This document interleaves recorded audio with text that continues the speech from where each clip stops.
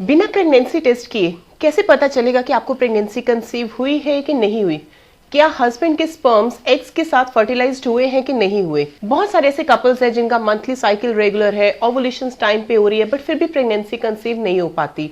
हर बार महीना चढ़ते ही, दिन चढ़ते ही महीना आ जाता है, एक फ्रस्ट्रेशन सी हो जाती है, एक उम्मीद सी टूट जाती है। मैं डॉक्टर अतिया जांबा आज मैं आपको ये बताऊंगी कि ड्यूरिंग जब भी ओवुलेशन टाइम पीरियड है, आप रिलेशंस फॉलो करते हैं, उसके बाद बिना प्रेगनेंसी टेस्ट किए कैसे पता चलेगा कि आपको प्रेगनेंसी पॉजिटिव हुई है कि नहीं हुई, क्या स्पर्म्स एग्स के साथ फर्टिलाइज्ड हुए हैं कि नहीं हुए।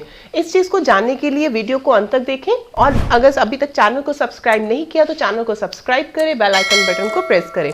तो चलिए स्टार्ट करते हैं। सबसे पहले हर एक वुमेन्स को जरूरी है कि अपना मंथली साइकिल का रेगुलरिटी में लेकर आना। क्या उसका साइकिल रेगुलर है कि नहीं है? अगर साइकिल रेगुलर है डेट मीन्स कि आपकी ओवुलेशन टाइम पे हो रही है। ओवुलेशन टाइम पे हो रही है डेट मीन्स कि आपका एग टाइमली रप्चर्ड हो रहा है फैलोपियन ट्यूब्स में। तो ड्यूरिंग जब भी प्रेगनेंसी प्लान करनी है तो 3 प्रोसेसेस का सही होना बहुत जरूरी है।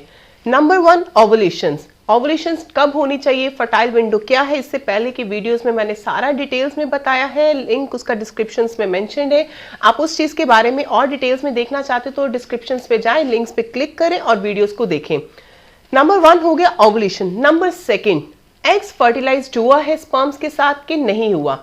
एंड नंबर 3, क्या एग्स फर्टिलाइजेशन होने के बाद क्या इम्प्लांटेशन प्रॉपर हो पाई है कि नहीं हो पाई।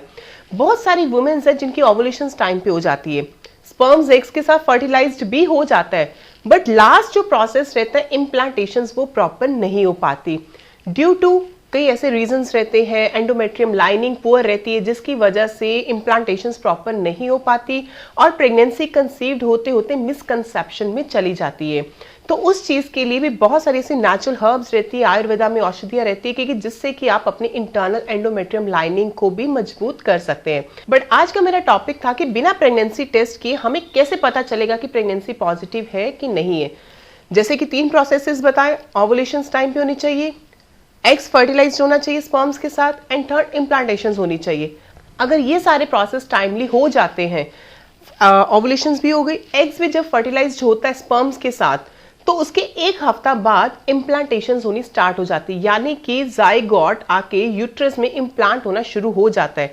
तो जिस टाइम पीरियड पे जाइगोट यूट्रस में आके इम्प्लांट होता है तो उस समय वुमेन्स को एक जनरली सिम्टम्स अपीयर्ड होते हैं।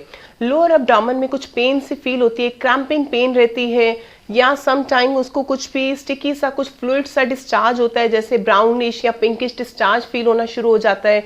तो जिसके कारण उनको ये क्लियर होना शुरू हो जाता है, अगर ध्यान से देखें तो उनकी इट मीन्स की इम्प्लांटेशंस हो चुकी हुई है, यानी कि अगर इम्प्लांटेशंस हो गई तो डेट मीन्स की प्रेगनेंसी भी पॉजिटिव हो गई।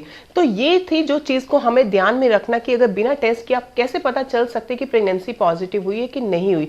और ये आपको कब पता चलेगा, जैसे लेट बी सपोज आपका मंथली साइकिल की डेट है 1st, अगर 1st जो आपकी डेट है उससे हफ्ता पहले अगर ये सिम्टम्स आपको अपीयर होने शुरू हो जाए, इट मीन्स आपको प्रेगनेंसी पॉजिटिव हो गई है।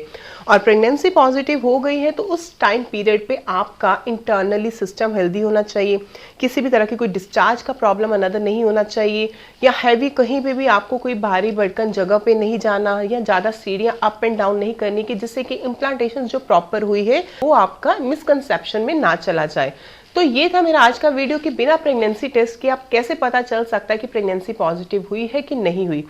और अगर डिटेल्स में अगर आपके कोई और क्वेश्चंस है तो आप मुझे कॉल करके भी आप अपना कंफर्म कर सकते हैं। बाकी ओवुलेशंस कब होनी चाहिए, फर्टाइल विंडो कौन सी होनी चाहिए, किस टाइम पीरियड में रिलेशंस मेंटेन करने चाहिए, उस चीज के बारे में मैंने वीडियोस ऑलरेडी बना दी है। बाकी अगर वीडियो अच्छी लगी हो तो वीडियो को लाइक करें, चैनल को सब्सक्राइब करें। Thank you.